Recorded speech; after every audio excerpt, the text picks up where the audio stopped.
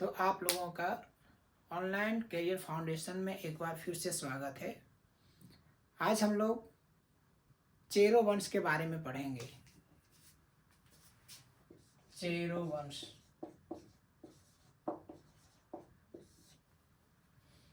इसने 1572 से 1813 ईस्वी तक राज किया। ठीक है, कहाँ पर राज किया इन्होंने?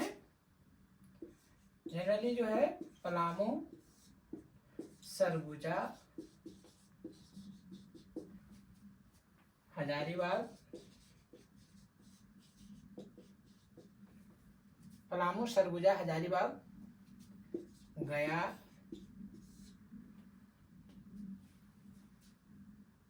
इन सारे क्षेत्र पर जो है सो जैसे आज के डेट में गढ़वा, लातेहार, इन सब डिस्ट्रिक्टों में इनका राज रहा। ये हमने आपको कुछ चेरो वंश के बारे में बता रहे हैं जो कि इतना ईस्वी के बीच में युद्ध इसने यहाँ पर राज किया। और इन क्षेत्र में झारखंड का और कुछ छत्तीसगढ़ का डिस्ट्रिक्ट और बिहार का जिला पर भी इन्होंने राज किया, चेरो वंश के राजा ने। अब हम चेरो जनजाति के बारे में सबसे पहले जान लें कि आखिर ये है कौन, है ना। तो चेरो जनजाति जो है, कहा जाता है कि आपका वोगेलखंड है ना, वोगेलखंड आप जानते ही हैं, बुंदेलखंड सॉरी, है ना। बुंदेलखंड में एक राजा होता है, उसकी पुत्री, जिसका हाथ देख करके ब्राह्मण बोलता है कि इस पुत्री का विवाह एक मुनि के साथ ही होगा। और राजा जो होता है वह उसी दिन से यह सोचता है कि जिस दिन हमारे नज़र में कोई भी मुनि आ जाएंगे तो हम उसी को अपना पुत्री को सौंप देंगे।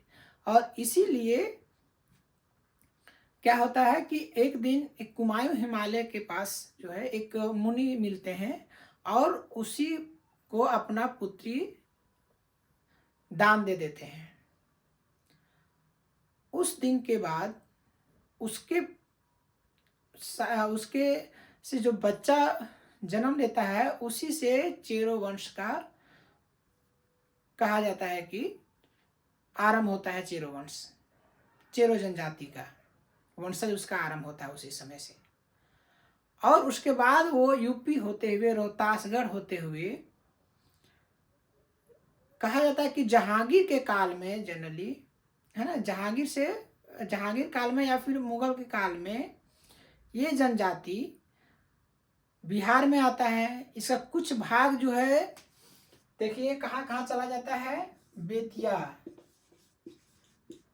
चंपारण,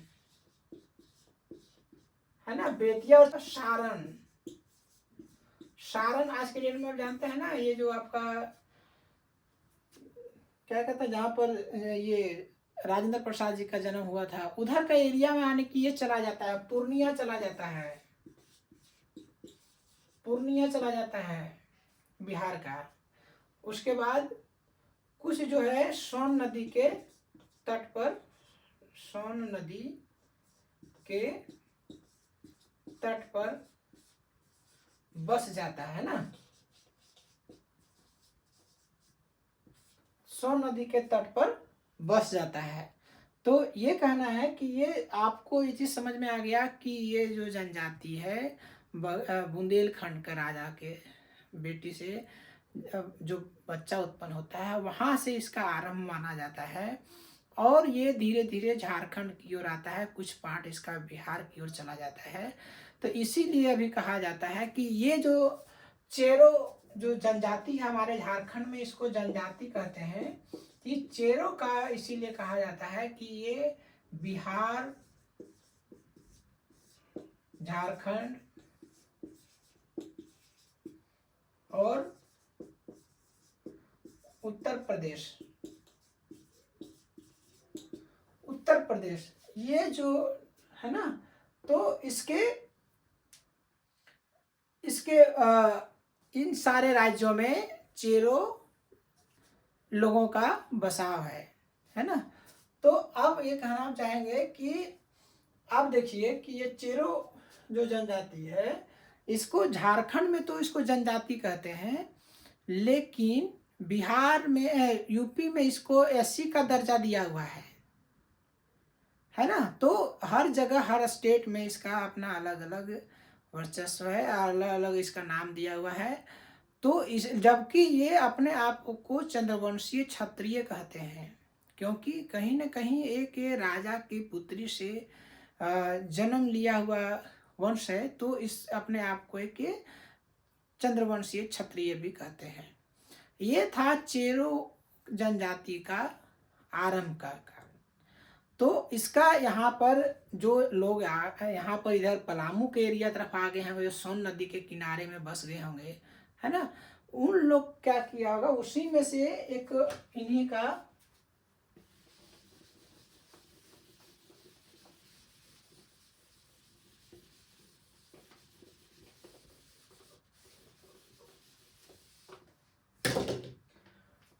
भगवंत,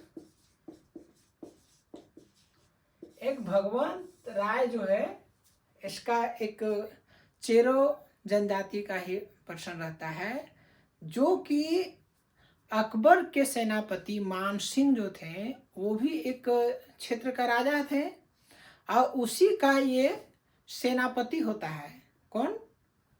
भगवंत सिंह, भगवंत राय। और इन्होंने ही उसके कुछ परगना पर कब्जा करके और चेरो वंश का मैंने स्थापना करता है। और उसमें से इन्होंने जो पलामू पर इसके पहले राज करा था, रक्सेल वंश, आपको हम बताए थे, है ना, कि रक्सेल वंश जो है यहाँ पर राज करता है पलामू में चेरो से पहले।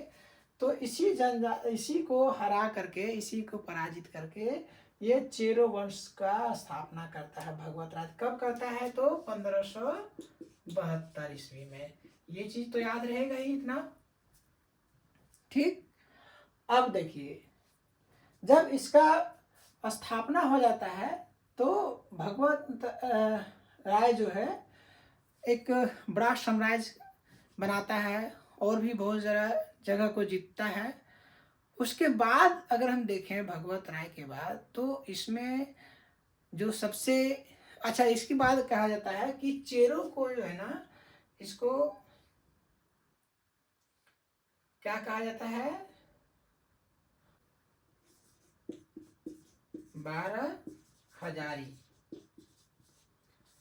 देखिए, चेरो वंश को, चेरो जनजाति को पलामू में क्या क्या कहता है? इसको 12 हजारी भी क्या कहता है? क्यों जानते हैं? क्योंकि जब भगवंत राय ने इसका स्थापना किया था चेरो वंश का, जब जीता था इन्होंने, है ना, इसका मानसिंह से जो जीता था, तो उसमें कहता है कि 12,000 चेरो जनजाति था और 18,000 खरवार जनजाति था, है ना। तो इसीलिए इसको जो सो कहा जाता है कि ये 12 हजारी, इसको इसका नाम है। कभी क्वेश्चन में आता है कि 12 हजारी नाम से किस जनजाति को जाना जाता है? तो चेरो जनजाति जाना जाता है। भगवत राय के बाद बहुत से राजा आते हैं, शहबल राय वगैरह आते हैं, है ना, अनंत राय आते हैं। लेकिन जो इसका 5वां राजा जो होता है वो मेदिनी राय होता है, ठीक है। इसका 5वां राजा कौन होता है? मेदिनी राय। मेदिनी राय, हाँ, ये मेदिनी राय, यही मेदिनी राय आप देखेंगे कि पलामू का किला, है ना, कब? 1628 से 1658 के बीच, और फिर 1658 से 1674 के बीच दूसरे नए किले का निर्माण करता है। यही रघुनाथ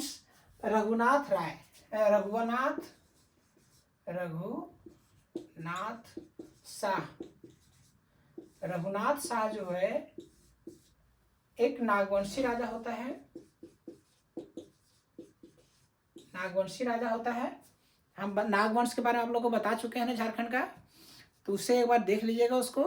तो नागवंश का ही एक रघुनाथ शाह होता है। ये किसका उत्तराधिकारी होता है? राम शाह का, है ना। ये राम शाह का उत्तराधिकारी होता है। राम शाह औरंगजेब के समय में था, तो ये कंफर्म है कि रघुनाथ शाह भी जो है सो कब होगा? उसी समय का होगा, है ना।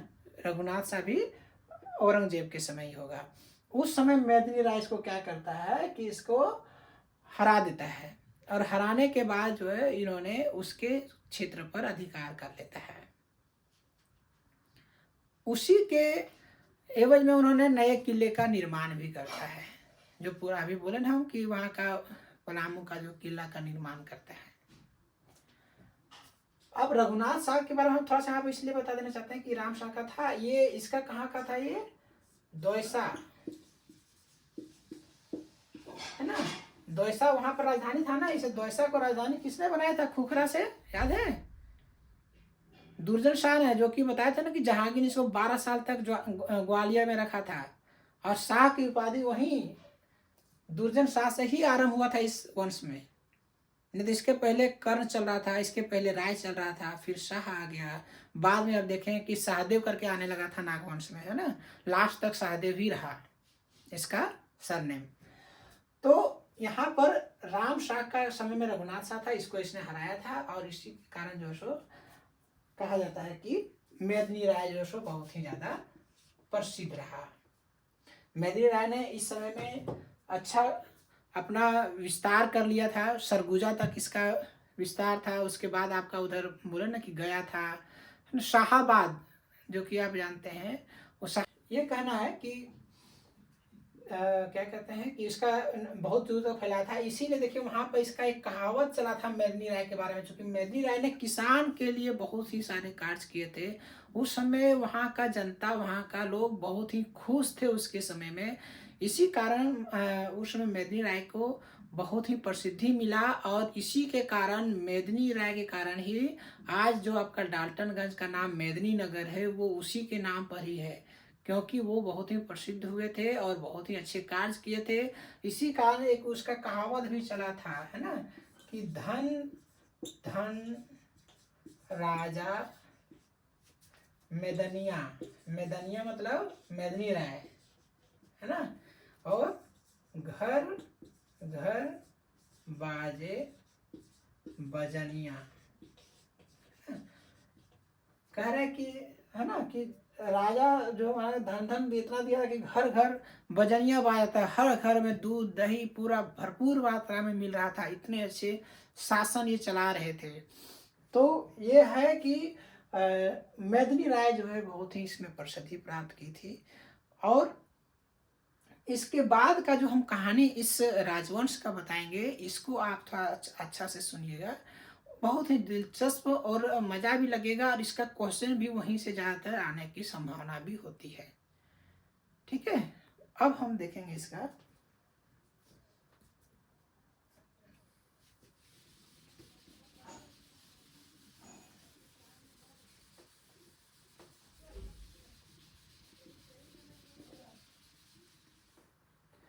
देखिए उसके बाद एक राजा होता है रंजीत सिंह, नहीं रंजीत राय आता है, सॉरी, यहाँ पर राय टाइटल है ना। तो रंजीत राय होता है यहाँ का राजा। वो राजा के समय में बहुत ही षड्यंत्र चलने लगा था। उसके शासन काल में बहुत ही अपने ही उसी के कोर्ट में बहुत सारे ऐसे लोग थे जो कि षड्यंत्र कर रहे थे उसको, इसके खिलाफ में। तो इसमें क्या करता है, यहाँ पर एक राजा होता है उसी समय इसका, है ना, जय किशन जो है इसका बेटा नहीं रहता है। जय किशन जो है इसका भाई का बेटा रहता है, लेकिन इसका बेटा नहीं रहता है। इसका बहुत ही नाम उस समय इसके राज में था। तो इसको जो सो वहाँ का लोग इसको राजा बनाना चाह रहा था। इन्होंने क्या किया कि गढ़वा का एक रंका जगह है अभी भी, अब देखिएगा कि रंका इसका एक ब्लॉक भी है अभी, है ना। इसका ब्लॉक है गढ़वा का। इसका राजा होता है अमेर सिंह, है ना, अमेर सिंह। अमीर सिंह इसका राजा होता है। इस राजा के हेल्प से जय किशन क्या करता है, इसको जो सो मरवा देता है। ठीक है, यहां तक तो समझ में आ गया।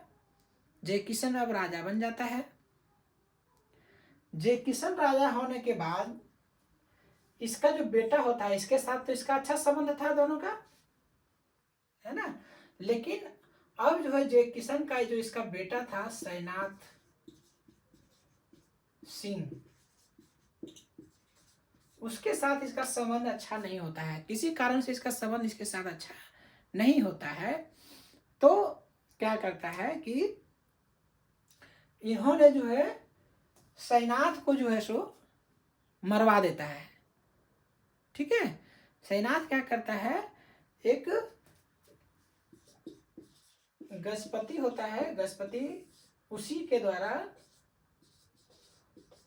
द्वारा इसको मरवा देता है। कौन, जय किशन मरवा देता है।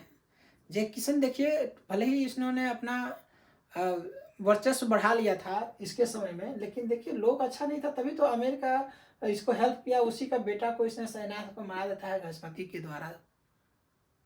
ये यही होता है शासन में जनरली।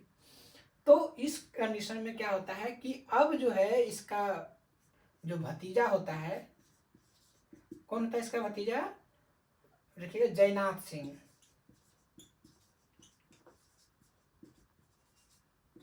जयनाथ सिंह होता है।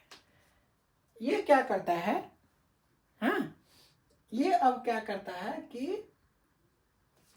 देखिएगा कि इसका एक पोता होता है। इसका पोता का नाम होता है चित्रजीत सिंह, और इसका एक पोता होता है, उसका होता है नाम गोपाल राय।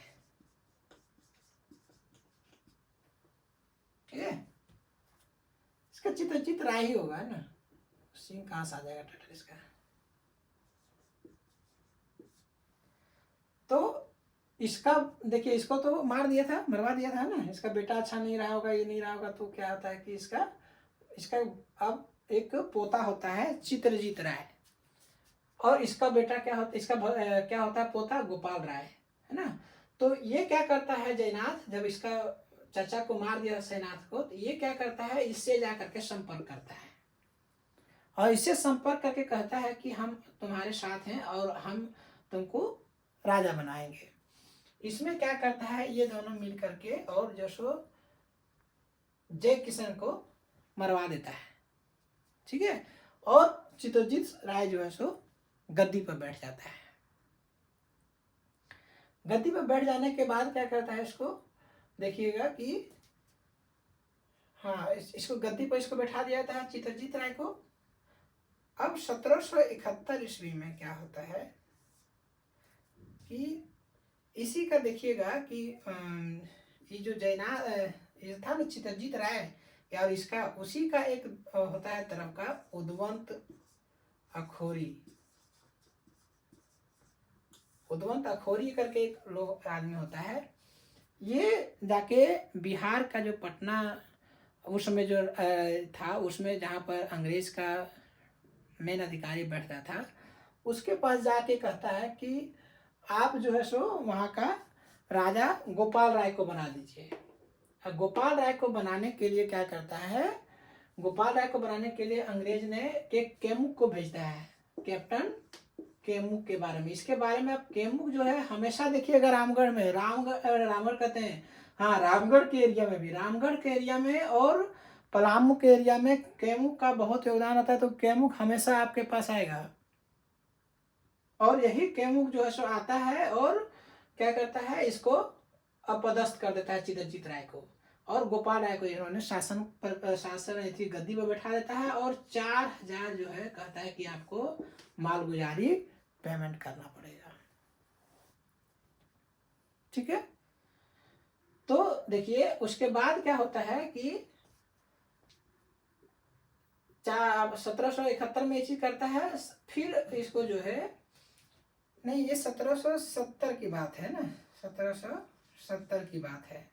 1771 में क्या होता है फिर से, है ना, 1771 में क्या होता है कि जब इसको उतार के इसको बैठा देता है तो जयनाथ सिंह और ये जो चित्रजीत सिंह क्या होता है कि चल जाता है रामगढ़, है ना। और वहां से फिर इन्होंने अपना एक वल तैयार किया होगा, है ना, कुंडा का राजा इस सबसे तैयार किया होगा। कुंडा का आज की डेट में चतरा में है।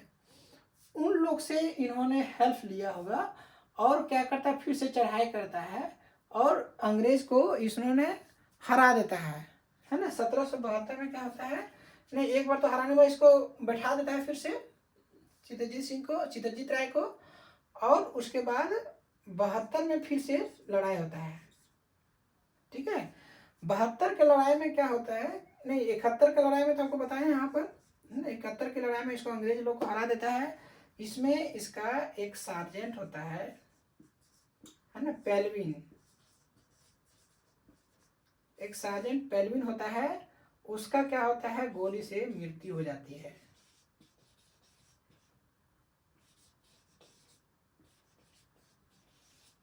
गोली से मृत्यु हो जाती है। किसकी हो जाती है, पेल्विन नाम का एक सार्जेंट होता है।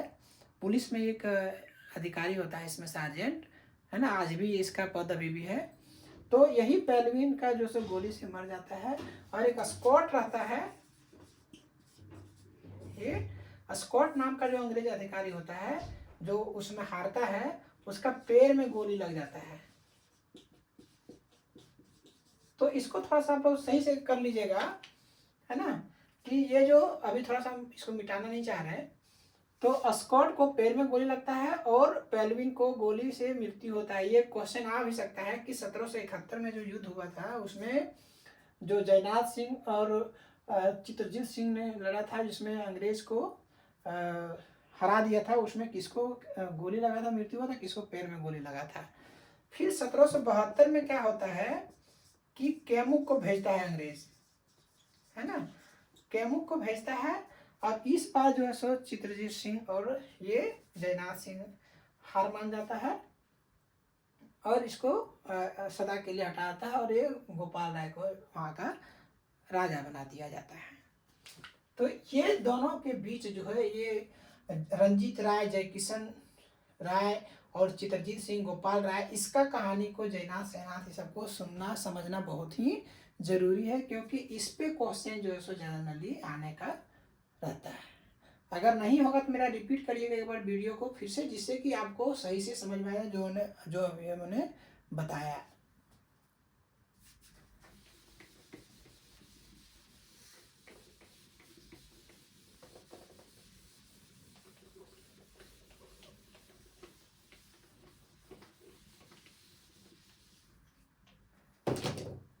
और इसका अंतिम जो राजा होता है, अंतिम जो राजा इसका होता है उसका नाम क्या होता है, चूड़ामन राय।